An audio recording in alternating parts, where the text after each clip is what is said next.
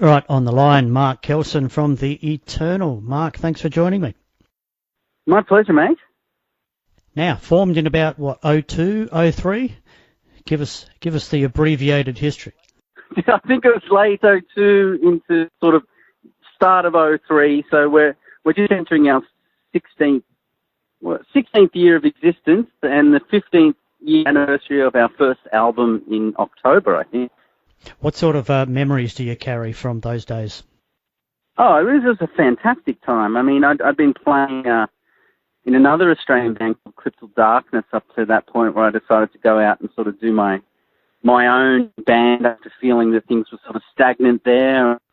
You know, sent some demos around and you know, we sort of got a record deal pretty quick with Firebox Records in Finland, and you know, before I know it, we had an album out overseas, and we were doing our first European tour, my first European tour at the time as well. So it was just a really amazing time, those early years of the band, you know, where we, like, after 8 years of sort of trudging away in another band here to sort of believe in my own vision and then kind of get a bit of recognition for that. That was a really nice time, you know, seeing the world for the first time, and of course, in the years since, playing with a lot of our favourite bands. So it's just, you know, it's been a really long but good time.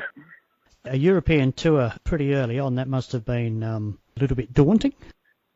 I guess I was in my late 20s around that time. So it was it's something I'd always wanted to do, and to actually get to finally do it. And then, you know, I think we did it for the next two albums as well. So it just kind of just kept going there for a while, and of course I think we've obviously other tours and since, but that first run with the first three albums were kind of sort of coming relatively quickly. It was a fairly quick time, so Sleep of Reason, our second album, was really well received, and obviously as we were talking about before, we ended up doing the Australian Ghost Reveries Opeth tour, I believe it was, which was, you know, our first big tour. Oh no, it was our second. Within a week before that, we'd done a tour with Kim as well. So within a week's period of sort of doing club stuff, and then all of a sudden we had our first big supports when the second album had just come out. So that was a really great experience. I always remember that. Particularly the Pep tour is a really positive experience. They were really great guys, and you know, knew we were a bit fresh to that size of a thing. So it was really, you know, enjoyable. It was a really enjoyable time. I tell you what, if you were going to, you know, look back in time and pick an Opeth tour to be on, I reckon that would be the one. It was magical. It really was. It was just, they were great. We were in pretty good form. We had a good lineup, and you know, we'd had a bit of experience at that point. You know, and yeah, it was a great tour. Great tour to be on, that one. It was definitely, I look back at around that time, you know, being on our sixth album now. That was around our second album, and it was just a really sort of focused, you know, good time for us. And, you know, we continue to this day to get some pretty good stuff happening. So, yeah, it really helps solidify, I guess, that I was on the right path with this thing that I'm doing. All right, the sixth album, as you mentioned, Waiting for the Endless Dawn. Tell us about this. Oh, well, it's been 5 years since our other album, which was When the Circle of Light Begins to Fade. We like a long song title. But, yeah, so it had been 2013 with the last album. It was kind of a bit of a difficult time for the band. We didn't have a deal at that point, and, you know, it was really sort of hard to get that album into the international market. Sort of after the third album, Kartika, we sort of took a few gambles, I guess, and some things sort of were a bit of a struggle there for two albums. So, you know, with Waiting, it was kind of like a sort of like a fuck it situation. It was just like, you know, I'm going to just, you know, I'm not going to write to any pretenses or anything or any outside influence. I'm just going to write a 20-minute song that starts the record, and that's the way it's going to be. So, you know, I just wrote these really just sort of epic, really heavy kind of things, you know, just kind of really looked back at our past and just you know, tried to focus my vision. I mean, we had nothing to lose, everything to gain, I guess, at that point. And I just wanted to sort of try a slightly different approach, a bit more progressive, a bit more doomy, you know, just kind of go down there. So it took about 3 years to make that album. I'm an engineer and producer, so it was all done at my studio, which was very convenient for us because obviously we didn't have a deal, we didn't have any money, so it was pretty much a rebuild of the band. At that point, I guess we were down to 3 members when we started the record, and we gained a second guitarist, Richie from Dreadnought, who most Australian people know Dreadnought. He joined the band sort of early on in the recording process, and that was a huge boost for me. And to have someone as creative and talented as him involved in the songwriting really gave me a massive lift, and had a songwriting partner probably for the first time. So I think it really contributed to the overall, complexity, and also just how good the album came out, because it was a really sort of team effort between me and Richie there. 5 albums in, when you've been writing everything yourself, it is just kind of great to have another seasoned kind of musician get involved, I guess. Let's get back to that 20-minute song. I mean, I saw the video. Let's not call it a video. Let's call it a movie for The Wound. And, I loaded it up on YouTube, as, we all do. And it's loading up, and I see the time, and I'm thinking, that's ambitious. But, yeah, flows really well and really holds your attention. But, 20 minutes. Holy crap.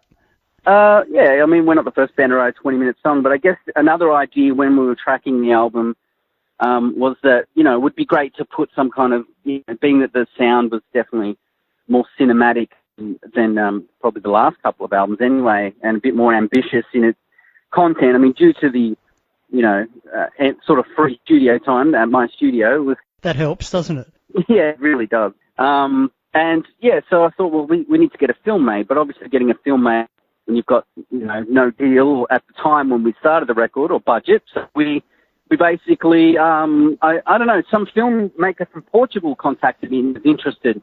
And I was like, well, hey, mate, we've got really minimal budget, but we've got this 20-minute song I'd like to make a film for. And I'd like it by Thursday. Well, actually, it took about a year to make on a very small budget. And to his credit, he did a great job. And it was just his interpretation of the song, and that's kind of what I like, because it gives it a totally different spin than, if I had sat there and micro-directed the video as well or something, right? So came, and it was, of course, made in Europe, so it had a different feel to it. So it just gave a different twist to the whole thing. And so we tried to present it a bit like a film.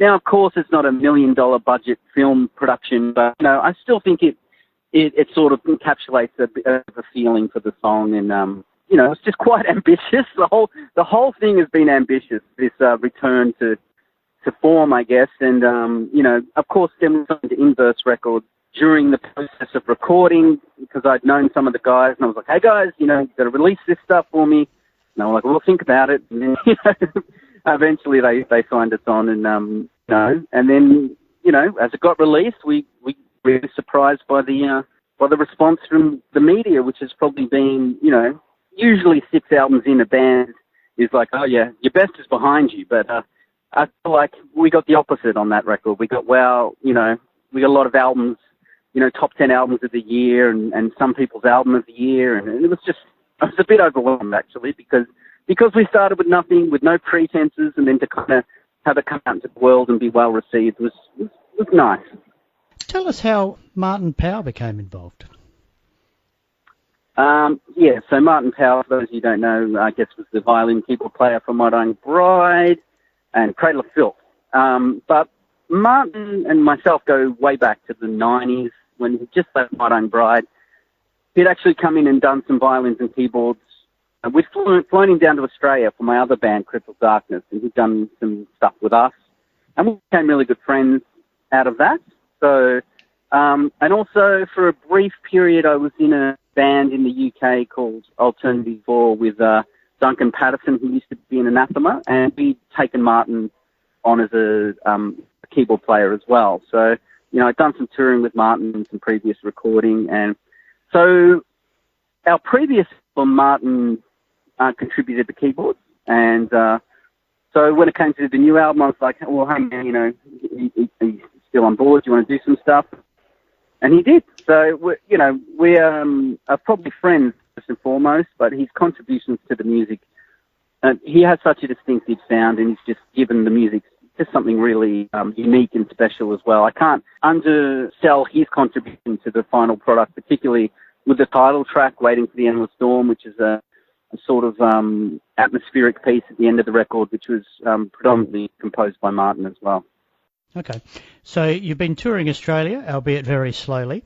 This is culminating in the gig at Enigma Bar here in Adelaide this Saturday night with Voros and Oath of Damnation. It's going to be a hell of a night. Tell us about this.